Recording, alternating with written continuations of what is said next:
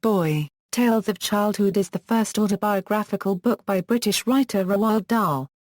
It describes his life from birth until leaving school, focusing on living conditions in Britain in the 1920s and 1930s, the public school system at the time, and how his childhood experiences led him to writing as a career. It ends with his first job, working for Royal Dutch Shell.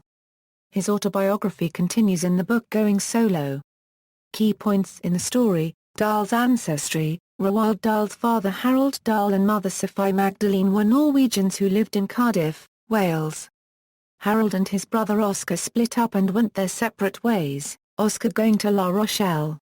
Harold had lost an arm from complications after fracturing it. A doctor was summoned, but was drunk on arrival and mistook the injury for a dislocated shoulder. His attempt to relocate the shoulder caused further damage to the fractured arm, necessitating its amputation. Harold Dahl had 2 children by his first wife, Marie, who died shortly after the birth of their second child. He then married Sophie Magdalene Hesselberg, Roald's mother. Harold was considerably older than Sophie. He was born in 1863 and she was born in 1885. By the time Roald Dahl was born in 1916, his father was 53 years old. Family tragedy: Roald's older sister Astrid died of appendicitis in 1920 at the age of 7. His father, overwhelmed with grief, died of pneumonia himself just weeks later. Primary school: Roald started at the Elm Tree House Primary School when he was 6 years old. He was there for a year, but has few memories of his time there. Sweets: Roald writes about different confectionery, his love of sweets, his fascination with the local sweet shop and in particular about the free samples of Cadbury chocolate bars given to him and his schoolmates for evaluation when he was a student at Repton. Young Dahl dreamt of working as an inventor for Cadbury, an idea he has said later inspired Charlie and the Chocolate Factory. Great Mouse Plot of 1924. From the age of 7, Roald attended Llandaff Cathedral School in Cardiff. He and his friends had a grudge against the local sweet shop owner, Mrs. Pratchett, a sour, elderly widow who gave no thought to hygiene. He played a prank on her by placing a dead mouse in a gobstopper jar while his friend Thwaites distracted her by buying sweets.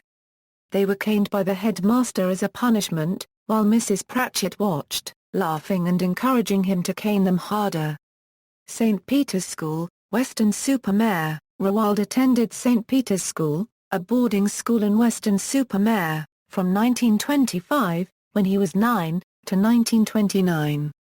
He describes having received 6 strokes of the cane after being accused of cheating at his classwork. Many of the events he describes involved the matron. She once sprinkled soap shavings into Tweedy's mouth to stop his snoring. She sent a 6-year-old boy who allegedly threw a sponge across the dormitory to the headmaster in his pajamas and dressing gown. The boy was then caned. Rag, a boy in Roald's dormitory, sprinkled sugar over the corridor floor so they would know she was coming and the matron walked through it. When the boy's friends refused to turn him in, the whole school was punished when the headmaster confiscated the keys to their tuck boxes containing food parcels the pupils had received from their families. At the end he returns home to his family for Christmas. Repton. At the age of 13, in 1929, Roald moved to Repton School in Derbyshire. He was given a choice between Repton and Marlborough and chose Repton because its name was easier to pronounce.